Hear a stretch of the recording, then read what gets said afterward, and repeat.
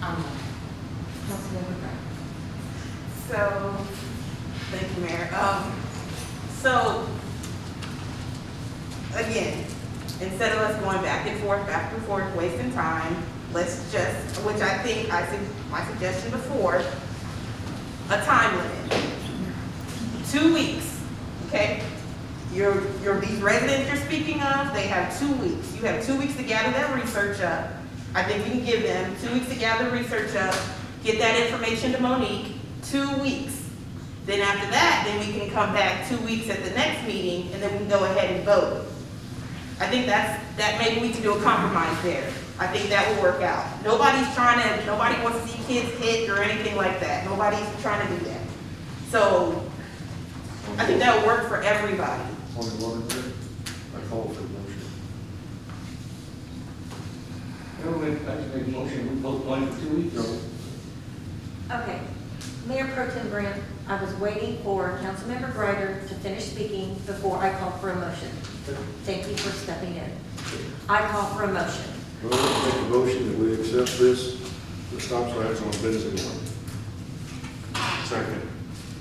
We have a motion on the table by Mayor Pro Tem Grant and seconded by Councilmember Salazar to accept the ordinance on ordinance O-2021-904 to repeal ordinance number O-2005-618 to add a stop intersection north and south at Ben Zingelman and Fred Hayes to Schedule 1 of Chapter 72, the Code of Ordinances. City Secretary, please call roll. Mayor Pro Tem Grant, Yes. Councilmember Apodaca, Yes. Councilmember Salazar, Yes. Councilmember Greider, Yes. Councilmember Street, No. Councilmember Martin, Yes. Mayor Aldridge. Yes. The motion passes to add the stop sign at the north and south at Ben Zingelman and Fred Hayes to Schedule 1 of Chapter 72 Code of Ordinances. 8B, update and discuss on Kirby Volunteer Fire Department Board plans and activities. I will turn this over to our fire chief. We did a wardrobe change. I support. Just because you work for a living, what?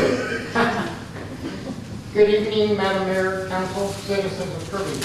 I'd like to introduce Board President Casey Hawkins, Board Vice President Domingo Guerrero, Member at Large Edward Villanueva.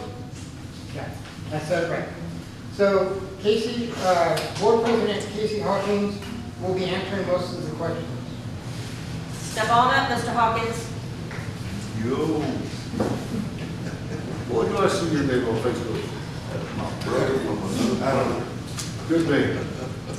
My name is Casey Hawkins. I'm president of the volunteers. We're trying to get back together. I myself have been a volunteer and was employed for Kirby. I was a volunteer for many years and still do.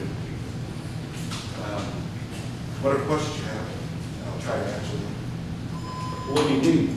What do I do? What do you need? Oh, well, what's in the plan? Now, we want to know what the plans and activities are The that you plan have is- planned. Okay, the plan is one, we're working now to get volunteers. Here, we have a few of them that are already certified in EMS and fire. A couple that are wanting to come volunteer so we can hold their certifications for them. And just recruiting right now to get bodies in the door before. So we're trying to get the program started Yeah. again the way it used to be. Yeah, but we are going to plan some with the people we have now and help with the paid guys that are going to be on shift to do a couple of fundraisers before Christmas. So, We can put them on our page, correct? Or no? Our city page? Yeah. So maybe you want to share just kind of like what the purpose and function is of the volunteer fire department and how that supports the city.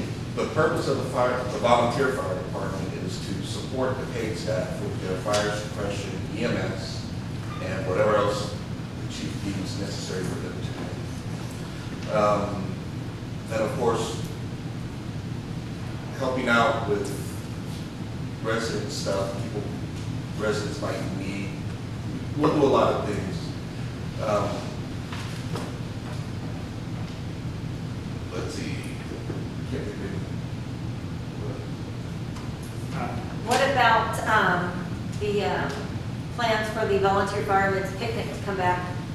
When we get bodies, live bodies, and more volunteers, then we'll look at putting that back on. We might not start it off being like the Hobo Fest, big and huge with the carnival. Might start off with something smaller, just to cook off, and then work our way up into that to see how participation is. I think y'all should start planning that cook-off.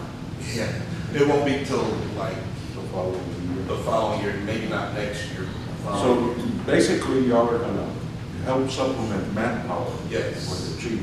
Yes, there's And at no cost to the city. no cost to city at all. The volunteers will have their own money. We have a board that controls that. And our goal is to get people in here, get them trained. We'll pay for schooling. We'll probably even send a couple of the pay guys to do certain things, but it has to go through approval of the board. Training. Most of the money you're getting is for training, correct? Yes, through the fundraisers. Training and equipment. One of the problems is we have to get the guys gear that are going to be volunteering. The gear that they have in surplus at the station is all expired. The state does not care if volunteers use it, but everybody else cares. Just because it says volunteer doesn't mean that you're not running into the fire with these paid guys. Just, okay. So everybody's the same when you go to a fire. Councilmember Ryder, did you have a question? Yes. So how many volunteer firefighters do you need that you would like, or how minimum, maximum? How about that? I believe we have a maximum of 10 that we agreed on. I think that meeting. Yeah, maximum of 10 for right now, just so that we don't have like $2-3 million in the bank. So that money goes fast and you're not bringing in money. So we'll take the 10 we have. Most of them are already certified, so that cuts back on the budget. One of the goals that I want to do is I do critical incident stress debriefings for the fire department. This one and the ESD. And I want to start a little core of guys and the volunteers, or all of them, to go through this training because it's free. So it's just going to take a lot of stuff for you. And also, the mayor mentioned the picnic. How many volunteers do you need to make that successful? Can you give me a number? Everybody in the city.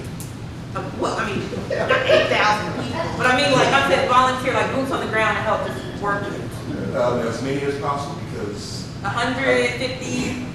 as many as possible. Excuse me, I can't give you a number because we had 30, 40 people in the fire department, including the pay guys, that would go out there and volunteer. We were trying to pay staff them out there and set up and fundraise and all that stuff.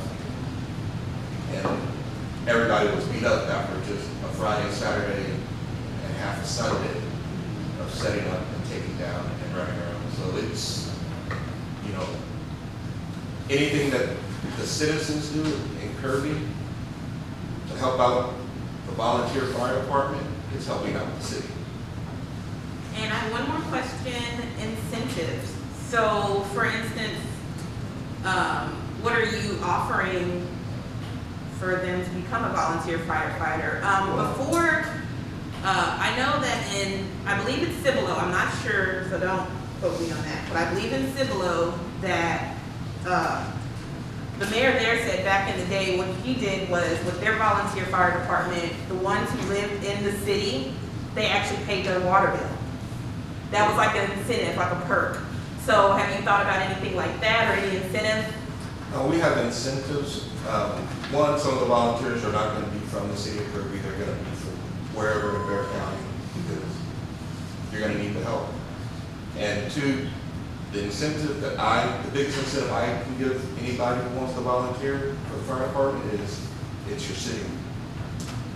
So get out there and come help. Other than that, we're going to have medical insurance. I not medical insurance, but life insurance Okay. will be provided after you have to serve some time. You get free training if you're looking to be a future EMT or a firefighter. There are programs offered through the volunteer fire service that you can go through and challenge the state exam. So there are all kinds of different opportunities. Casey, you had mentioned about volunteers that you would need to put back on the picnic. And that right now you just don't have enough volunteers. What if you put out a sign-up sheet for citizens to volunteer to help put that on? Yeah, we did that. I think we've done it before with the picnic before, and that's part of the reason why it's going, because we didn't have volunteers, and everybody knew when the picnic was every year. Because I don't ever remember seeing anybody putting out a volunteer sign-up list. No, there was never one put out. People would just come up to the station and help out because they knew what it was. You know, sit out flyers saying when the picnic was. Back in the day, a lot of the businesses would come and help out. Right. And then they were directed to the fire chief. Well, and There's another plus too. Once you have a person certified, just like our reserve officers, police officers, if a fireman calls in sick, an emergency happens, then you have a certified firefighter to go in and take that officer's place. It doesn't cost the city a dime. Right. Well, these Well, guys are still putting their life on the line. no, if Okay, good. there have been situations like that. Somebody gets sick or somebody had to go home for a family emergency. And in the past, if somebody was there at the station and they're certified, then it would be up to the chief to say, Right. you know, that's cool. But it gets iffy, or not iffy, it's something you can't do if they're not certified. That's why I said certified. Just like I know here, we have a couple of reserve police officers that during COVID, they really stepped up and put a lot of 30 hours in for our city. Yeah, and if you're certified, you can apply and be a part-timer for the city, so it's a win-win for people that are gonna volunteer. No You know, doubt. it's just, you're gonna do the same thing these guys do. Casey, I don't mean to keep beating a dead horse, but I really think you should reconsider that volunteer sign-up form, because I would really like to see that picnic come back next October.